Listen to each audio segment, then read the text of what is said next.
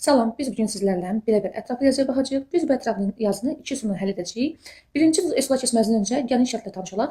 Klaviaturadan daxil edilən sətirdə bütün böyük hərflər S, kiçik hərflər isə H simvolu əvəz edən proqramı Python dilində yazın. Deməli, birinci üsula baxırıq. Birinci üsulda biz klaviaturadan hər hansı bir sətir daxil etmək üçün və hər birində ayrıca müraciət etmək üçün belə yaza bilərik. N bərabərdir list input.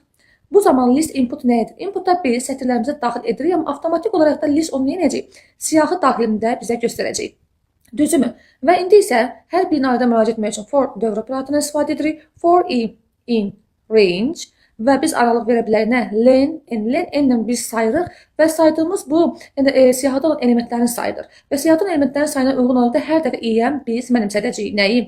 Burada olan onların indeksini. Və daha sonra if yazırıq. Əgər böyük A böyükdür, kiçikdir, bərabərdir n-i-dən və böyükdür, bərabərdir z yazırıq. Bu deməkdir ki, əgər bizim elementimiz böyük hərfdirsə, yəni A, Z aralığındadırsa, böyük hərfdirsə, biz nə edəcəyik? Onu S ilə əvəz edəcəyik. Bunun üçün də n-i bərabərdir dırnaqda S yazmalıyıq. Və daha sonra isə kiçik hərfləri göstərmək üçün elifdən istifadə edirik və kiçik A böyükdür, bərabərdir n-i, kiçikdir, bərabərdir Z-dən.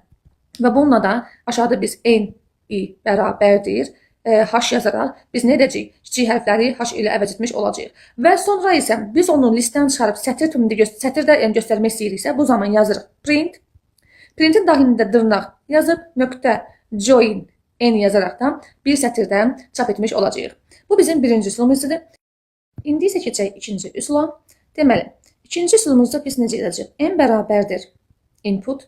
Biz yəni inputdan istifadə edərək sətir tipində elementimizi daxil edirik və ayrıca bir sətirə göstərmək üçün bir dənə A dəyişəni daxil edib ona da boş bir sətir mənimsədirik və daha sonra for dövr operatorundan istifadə edib for in n yazırıq və sonra isə belə bir şərt verəcəyik biz. If əgər i is upper, bu deməkdir ki is upper, yəni böyükdürsə, yəni i böyükdürsə, yenəcək A bərabərdir A plus dırnaqda böyük S və elif də yazacaq indi. Elif in is lower.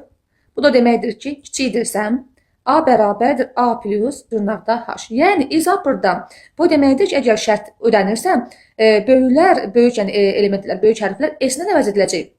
Is lower o deməkdir ki, kiçiklər, yəni kiçikdirsə bizim elementimiz, o da H-lə əvəz ediləcək. Deyəlim ki, bizdə boşluq varsa sətirlər arası, bunun üçün də else yazırıq və orada A bərabərdir A plus I yazırıq ki, yəni dəyişməsin boşluğumuz və bununla da sonda print A yazaraq da sətrimizi çap etmiş oluruq.